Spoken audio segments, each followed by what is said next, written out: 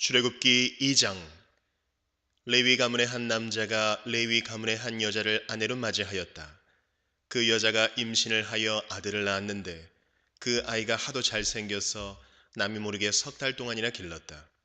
그러나 더 이상 숨길 수가 없어서 갈대 상자를 구하여다가 역청과 송진을 바르고 아이를 거기에 담아 강가의 갈대 사이에 놓아두었다. 그 아이의 누이가 멀찍이 서서 아이가 어떻게 되는지를 지켜보고 있었다. 마침 바로의 딸이 목욕을 하려고 강으로 내려왔다. 시녀들이 강가를 거닐고 있을 때에 공주가 갈대 숲속에 있는 상자를 보고 시녀 한 명을 보내서 그것을 가져오게 하였다. 여러분이 거기에 남자 아이가 울고 있었다. 공주가 그 아이를 불쌍히 여기면서 말하였다. 이 아이는 틀림없이 히브리 사람의 아이로구나. 그때에 그 아이의 누이가 나서서 바로의 딸에게 말하였다. 제가 가서 히브리 여인 가운데서 아기에게 젖을 먹일 유모를 데려다 드릴까요? 바로의 딸이 대답하였다. 그래, 어서 데려오너라. 그 소녀가 가서 그 아이의 어머니를 불러왔다. 바로의 딸이 그에게 말하였다. 이 아이를 데리고 가서 나를 대신하여 젖을 먹여다오. 그렇게 하면 내가 너에게 삭설 주겠다. 그래서 그 여인은 그 아이를 데리고 가서 젖을 먹였다. 그 아이가 다 자란 다음에 그 여인이 그 아이를 바로의 딸에게 데려다 주니 공주는 이 아이를 양자로 삼았다. 공주는 내가 그를 물에서 건졌다 하면서 그의 이름을 모세라고 지었다. 세월이 지나 모세가 어른이 되었다. 어느 날 그는 왕궁 바깥으로 나가 동족에게로 갔다가 그들이 고되게 노동하는 것을 보았다. 그때에 그는 동족인 히브리 사람이 이집트 사람에게 매를 맞는 것을 보고 좌우를 살펴서 사람이 없는 것을 확인하고 그 이집트 사람을 쳐 죽여서 모래 속에 묻어버렸다. 이튿날 그가 다시 나가서 보니 히브리 사람 둘이 서로 싸우고 있었다. 그래서 그는 잘못한 사람에게 말하였다. 당신은 왜 동족을 때리요? 그러자 그 사람은 대들었다. 누가 당신을 우리의 지도자와 재판관으로 세웠단 말이요? 당신이 이집트 사람을 죽이더니 이제는 나도 죽일 작정이요? 모세는 일이 탄로난 것을 알고 두려워하였다. 바로가 이 일을 전하여 듣고 모세를 죽이려고 찾았다. 모세는 바로를 피하여 미디안 땅으로 도망쳐서 거기에서 머물렀다. 어느 날 그가 우물가에 앉아 있을 때이다. 미디안 제사장에게 7딸이 있었는데 그 딸들이 그리로 와서 물을 길어 구유에 부으며 아버지의 양떼에게 물을 먹이려고 하였다. 그런데 목자들이 나타나서 그들을 쫓아버렸다. 그래서 모세가 일어나서 그 딸들을 도와 양떼에게 물을 먹였다. 그들이 아버지 루엘에게 돌아갔을 때에 아버지가 그들에게 물었다. 너희가 오늘은 어떻게 이렇게 일찍 돌아왔느냐? 그들이 대답하였다. 어떤 이집트 사람이 목자들의 손에서 우리를 구하여 주고 우리를 도와서 물까지 길어 양떼에게 먹였습니다. 아버지가 딸들에게 말하였다. 그 사람이 어디에 있느냐? 그런 사람을 그대로 두고 오다니 어찌 그럴 수가 있느냐? 그를 불러다가 음식을 대접해라. 루엘은 모세가 기꺼이 자기와 함께 살겠다고 하므로 자기 딸 십보라를 모세와 결혼하게 하였다. 십보라가 아들을 낳으니 모세는 내가 낯선 땅에서 나그네가 되었구나 하면서 아들의 이름을 게르솜이라고 지었다.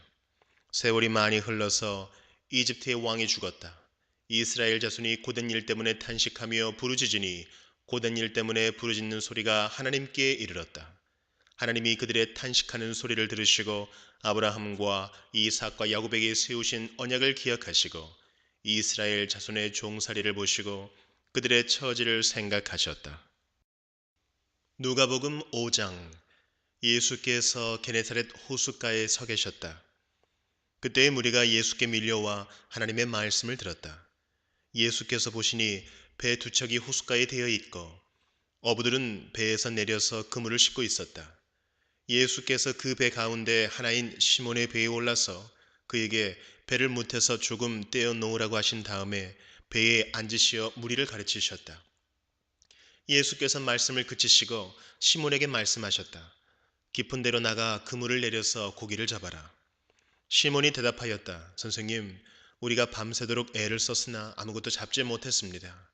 그러나 선생님의 말씀을 따라 그물을 내리겠습니다. 그런 다음에 그대로 하니 많은 고깃대가 걸려들어서 그물이 찢어질 지경이었다. 그래서 그들은 다른 배에 있는 동료들에게 손짓하여 와서 자기들을 도와달라고 하였다. 그들이 와서 고기를 두 배에 가득히 채우니 배가 가라앉을 지경이 되었다.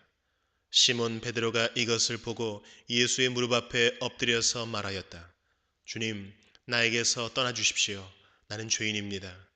베드로 및 그와 함께 있는 모든 사람은 그들이 잡은 고기가 엄청나게 많은 것에 놀랐던 것이다. 또한 세베대의 아들들로서 시몬의 동료인 야고보와 요한도 놀랐다. 예수께서 시몬에게 말씀하셨다. 두려워하지 말아라. 이제부터 너는 사람을 낚을 것이다. 그들은 배를 모태된 뒤에 모든 것을 버려두고 예수를 따라갔다. 예수께서 어떤 동네에 계실 때에 온몸에 나병이 든 사람이 찾아왔다. 그는 예수를 보고서 얼굴을 땅에 대고 엎드려 간청하였다. 주님, 하고자 하시면 나를 깨끗하게 해 주실 수 있습니다. 예수께서 손을 내밀어서 그에게 대시고 그렇게 해주마. 깨끗하게 되어라 하고 말씀하시니 곧 나병이 그에게서 떠나갔다. 예수께서 그 사람에게 아무에게도 말하지 말라고 명하시고 이렇게 말씀하셨다. 가서 제사장에게 내 몸을 보이고 내가 깨끗하게 된 것에 대하여 모세가 명한 대로 예물을 드려서 사람들에게 증거로 삼아라. 그러나 예수의 소문이 더욱더 퍼지니 큰 무리가 그의 말씀도 듣고 또 자기들의 병도 고치고자 하여 모여들었다. 그러나 예수께서는 외딴 데로 물러가서 기도하셨다. 어느 날 예수께서 가르치시는데 갈릴리 및 유대의 모든 마을과 예루살렘에서 온 바리새파 사람들과 율법 교사들이 둘러앉아 있었다. 주님의 능력이 함께 하심으로 예수께서는 병을 고치셨다. 그런데 사람들이 중풍병에 걸린 사람을 침상에 눕힌 채로 데려와서는 안으로 들여서 예수 앞에 놓으려고 하였다. 그러나 무리 때문에 그를 안으로 들여 놓을 길이 없어서 지붕으로 올라가서 기와를 벗겨 그 자리를 뚫고 그 병자를 침상에 누인 채 무리 한가운데로 예수 앞에 달아내렸다. 예수께서 그들의 믿음을 보시고 말씀하셨다. 이 사람아, 내 죄가 용서받았다. 그래서 율법학자들과 바리새파 사람들이 말하기를 하나님을 모독하는 말을 하다니 이 사람은 누구인가? 하나님 한 분밖에 누가 죄를 용서할 수 있는가 하면서 의아하게 생각하기 시작하였다. 예수께서는 그들의 생각을 알아채시고 말씀하셨다. 어찌하여 너희는 마음속으로 의아하게 생각하느냐? 내 죄가 용서받았다 하고 말하는 것과 일어나서 걸어가거라 하고 말하는 것 가운데서 어느 쪽이 더 말하기가 쉬우냐? 그러나 너희는 인자가 땅에서 죄를 용서하는 권세를 가지고 있음을 알아야 한다. 그리고 예수께서 중풍병 환자에게 말씀하셨다. 내가 너에게 말한다. 일어나서 내 침상을 치워 들고 내 집으로 가거라.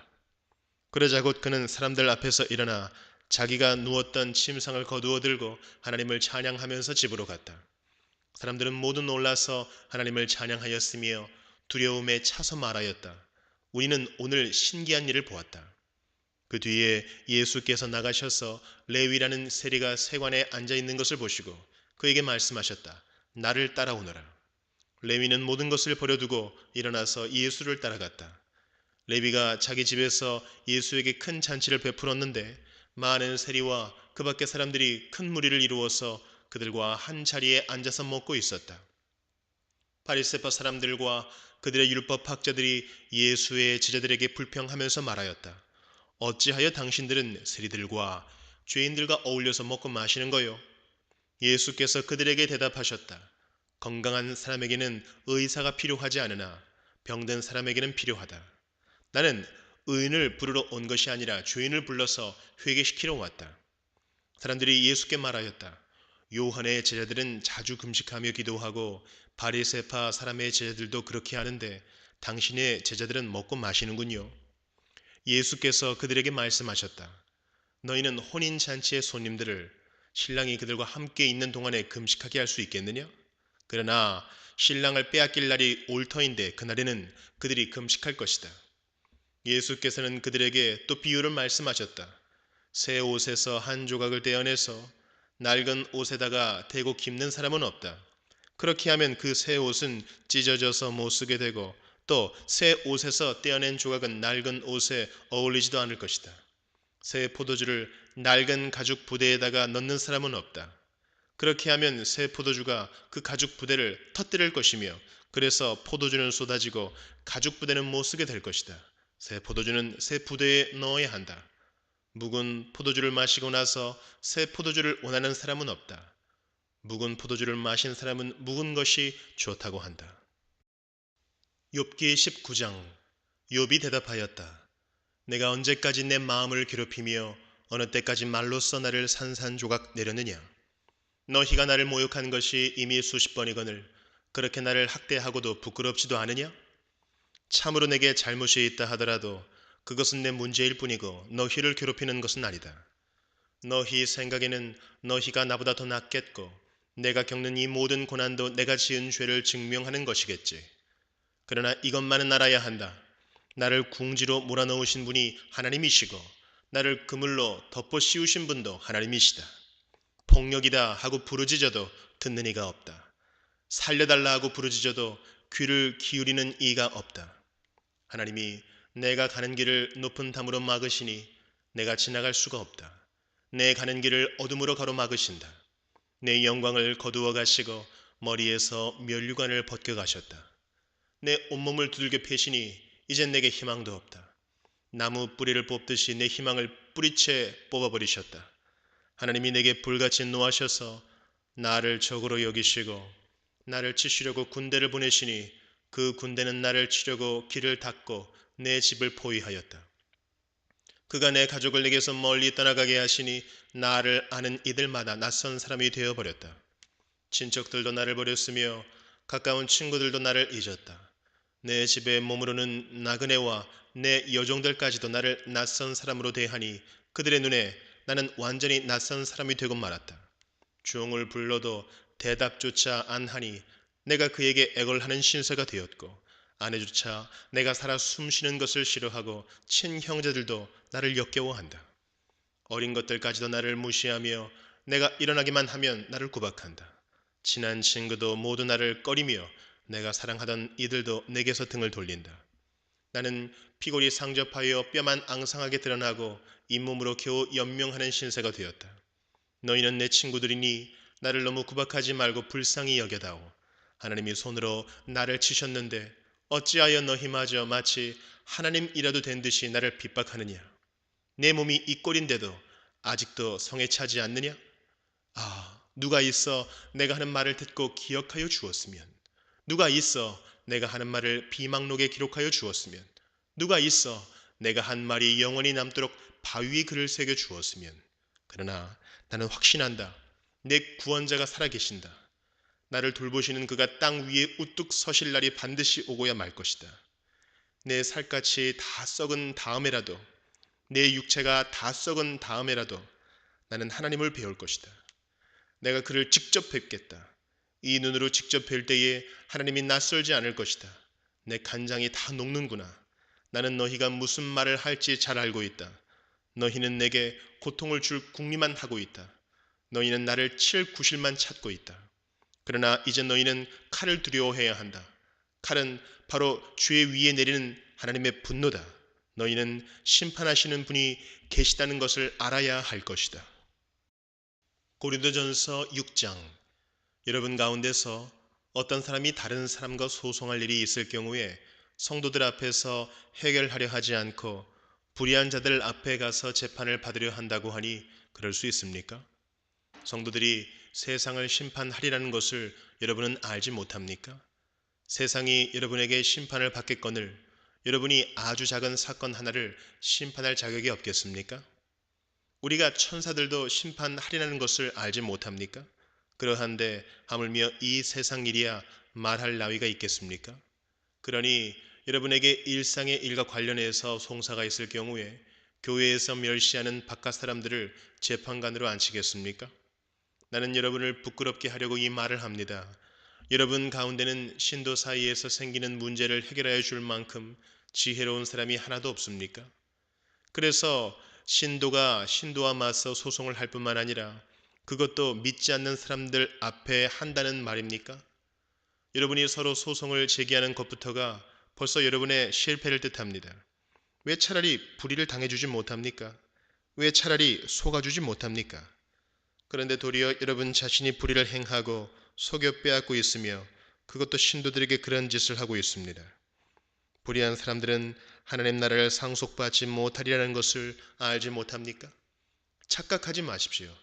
음행을 하는 사람들이나 우상을 숭배하는 사람들이나 간음을 하는 사람들이나 여성 노릇을 하는 사람들이나 동성애를 하는 사람들이나 도둑질하는 사람들이나 탐욕을 부리는 사람들이나 술 취하는 사람들이나 남을 중상하는 사람들이나 남의 것을 약탈하는 사람들은 하나님 나라를 상속받지 못할 것입니다. 여러분 가운데 이런 사람들이 더러 있었습니다. 그러나 여러분은 주 예수 그리스도의 이름과 우리 하나님의 성령으로 씻겨지고 거룩하게 되고 의롭게 되었습니다. 모든 것이 나에게 허용되어 있습니다. 그러나 모든 것이 유익한 것은 아닙니다. 모든 것이 나에게 허용되어 있습니다. 그러나 나는 아무 것에도 제재를 받지 않겠습니다. 음식은 배를 위한 것이고 배는 음식을 위한 것입니다. 그러나 하나님께서는 이것도 저것도 다 없애버리실 것입니다. 몸은 음행을 위하여 있는 것이 아니라 주님을 위하여 있는 것이며 주님은 몸을 위하여 계십니다. 하나님께서 주님을 살리셨으니 그의 권능으로 우리도 살리실 것입니다. 여러분의 몸이 그리스도의 지체라는 것을 알지 못합니까? 그런데 내가 그리스도의 지체를 떼어다가 창녀의 지체를 만들 수 있겠습니까? 그럴 수 없습니다. 장녀와 합하는 사람은 그와 한 몸이 된다는 것을 알지 못합니까? 두 사람이 한 몸이 될 것이다 하신 말씀이 있습니다. 그러나 주님과 합하는 사람은 그와 한 영이 됩니다. 음행을 피하십시오. 사람이 짓는 다른 모든 죄는 자기 몸 밖에 있는 것이지만 음행을 하는 자는 자기 몸에다가 죄를 짓는 것입니다. 여러분의 몸은 여러분 안에 계신 성령의 성전이라는 것을 알지 못합니까? 여러분은 성령을 하나님으로부터 받아서 모시고 있습니다. 여러분은 여러분 자신의 것이 아닙니다. 여러분은 하나님께서 값을 치르고 사드리는 사람입니다. 그러므로 여러분의 몸으로 하나님을 영화롭게 하십시오.